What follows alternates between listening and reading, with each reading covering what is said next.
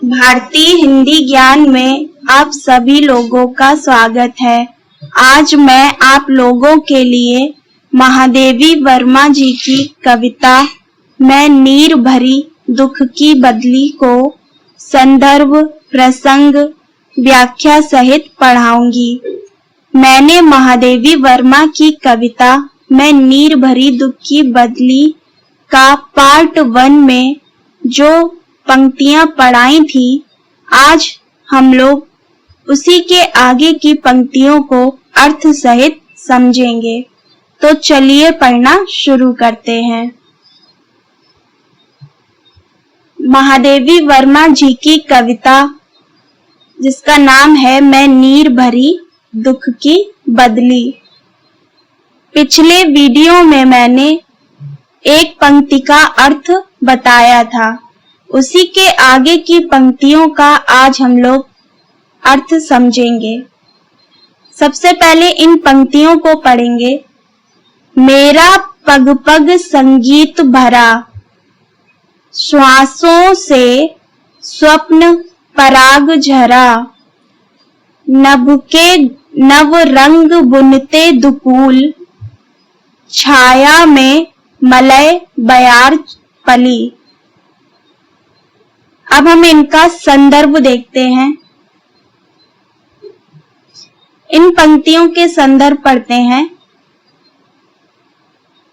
प्रस्तुत काव्य पंक्तियां आधुनिक युग की मीरा कही जाने वाली महादेवी वर्मा की प्रसिद्ध कविता मैं नीर भरी दुख की बदली से ली गई है।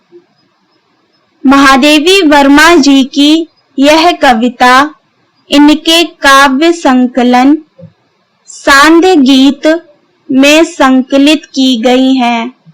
महादेवी वर्मा जी ने छायावादी साहित्य में वेदनानुभूति को समर्थ अभिव्यक्ति प्रदान करने वाले गीतों में विरहानुभूति की तीव्रता को देखकर ही इन्हें आधुनिक युग की मीरा कहा जाता है। तो ये इन पंक्तियों का संदर्भ है। अब हम लोग प्रसंग पढ़ते हैं। महादेवी वर्मा जी ने इस कविता के माध्यम से अपनी विरह वेदना को व्यक्त किया है। महादेवी वर्मा जी अपने प्रिय के वियोग में रहती हैं। इस कारण उनकी आंखों में सदा आंसू रहते हैं। इसीलिए महादेवी वर्मा जी ने स्वयं को नीर भरी दुख की बदली कहा है।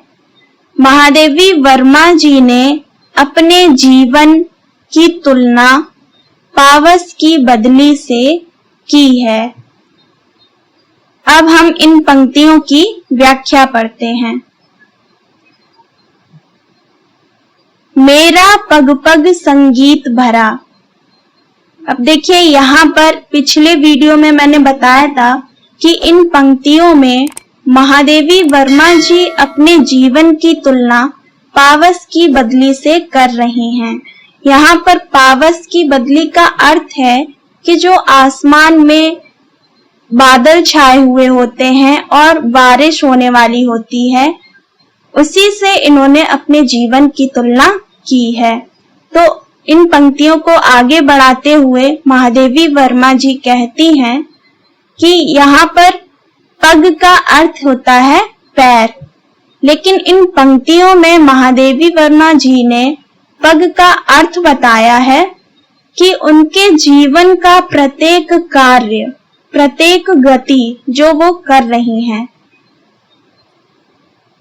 इसकी व्याख्या है, महादेवी वर्मा जी कहती हैं कि जिस प्रकार से बादलों में संगीत भरा होता है, बादलों की मधुर गर्जन से मयूर नृत्य करने लगते हैं और ग्रामीण किसान मेघ की गर्जन सुनकर गा उठते हैं।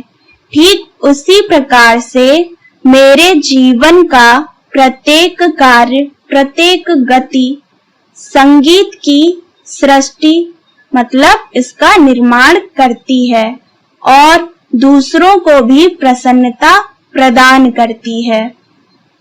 तो यहाँ पर महादेवी वर्मा जी कह रही हैं कि जो बादलों की गर्जन होती है उससे मयूर नृत्य करने लगते हैं और ग्रामीण किसान खुशी से झूमने लगते हैं, गाने लगते हैं।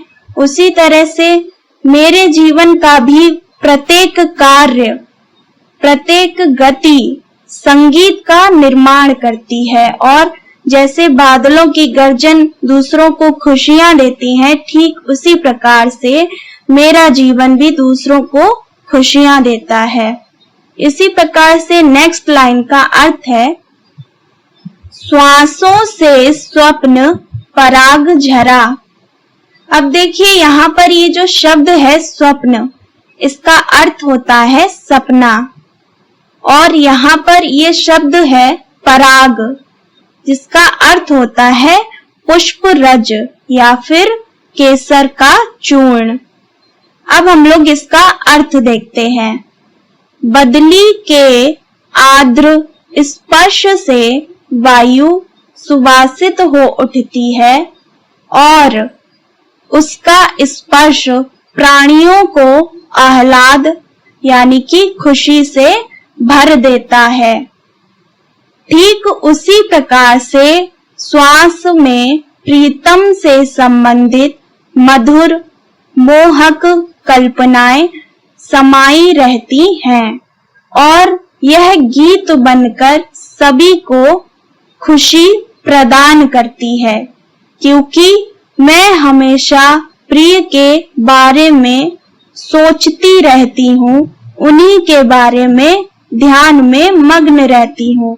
अतः वह ध्यान भी जग के हर्ष यानी कि खुशी का कारण बन जाता है।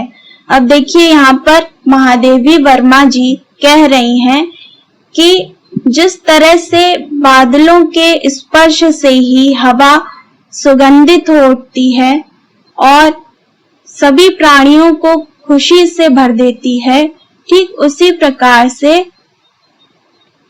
श्वास में प्रीतम से संबंधित मधुर मोहन जो कल्पनाएं समाई हुई हैं, गीत बन करके सभी को खुशियां देती हैं और मैं जो प्रीतम के बारे में सोचती रहती हूँ, उनके ध्यान में मग्न रहती हूँ, तो मेरा यह करना भी जो समाज के लोग हैं उनकी मैं हंसी का पात्र बन जाती हूँ। इसी तरह नेक्स्ट लाइन का अर्थ है, नभ के नव रंग बुनते दुकूल। अब देखिए यहाँ पर ये जो दुकूल शब्द है इसका अर्थ होता है रेशमी कपड़ा। अब हम लोग इसका अर्थ देखते हैं। महादेवी वर्मा जी कहती हैं कि जिस प्रकार से वर्षा के आगमन पर नभ में इंद्रधनुष की आभा छा जाती है, जिसके कारण वह सतरंगी दुकूल पहले शोभामान होता है, ठीक उसी प्रकार से प्रिय की रंगीन छवि मुझे आवृत कर लेती है और प्रिय की मधुर रंगीन कल्पनाओं में लीन मैं स्वयं को अभिनव सुषमा से मंडित अनुभव करती हूँ। इसी तरह नेक्स्ट लाइन का अर्थ है, छाया में मलय बयार पली। अब देखिए यहाँ पर ये मलय शब्द है, इसका अर्थ होता है चंदन या फिर सुगंधित और यहाँ पर ये शब्द है बयार, जिसका अर्थ होता है हवा या फिर पवन।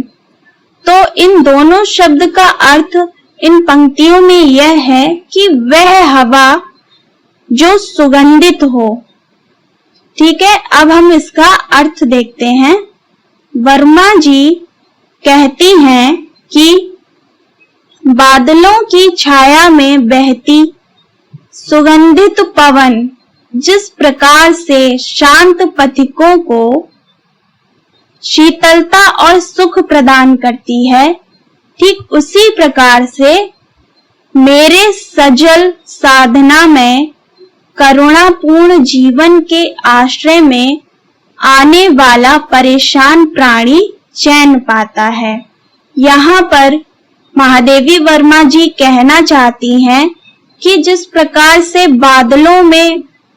बादलों की छाया में जो पवन बहती है वो सुगंधित हो जाती है और जितने भी पथिक हैं उनको शीतलता, उनको ठंडक देती है, उनको सुख प्रदान करती है, ठीक उसी प्रकार से मेरे जीवन में भी जो भी परेशान प्राणी आता है वो चैन पाता है। इसी प्रकार से इनका अर्थ हमने पढ़ लिया है। अब हम लोग काव्य सौंदर्य पढ़ते हैं। काव्य सौंदर्य में फर्स्ट पॉइंट है, महादेवी वर्मा जी ने बादलों की गर्जन को संगीत बताया है। नेक्स्ट पॉइंट है, वर्मा जी ने प्रकृति के चित्रण के साथ साथ मयूर का नृत्य और ग्रामीण किसानों का भी वर्णन किया है। इसी तरह नेक्स्ट है, वर्षा के आगमन पर इंद्रधनुष के निकलने का सुंदर मनोहर दृश्य प्रदर्शित किया है। नेक्स्ट पॉइंट है, पावस की बदली से तुलना करने वाली महादेवी वर्मा जी की कल्पना शक्ति बहुत अच्छी है। तो देखिए, आज मैंने महादेवी वर्मा जी की कविता में नीर भरी दुख की बदली को अर्थ सहित पढ़ाया है। इसके आगे की पंक्तियों को भी मैं अर्थ सहित जल्द लेकर आऊंगी। अगर वीडियो आपको पसंद आया हो तो लाइक करिएगा, अपने सभी दोस्तों के साथ शेयर करिएगा और अगर आपने मेरे चैनल को सब्सक्राइब नहीं किया है तो जरूर कर लें। बेल आइकन को भी प्रेस करिएगा ताकि मेरी आने वाली हर वीडियो का नोटिफिकेशन आप तक पहुंच सके। तो मिलते हैं नेक्स्ट वीडियो में, तब तक पढ़ते रहिए।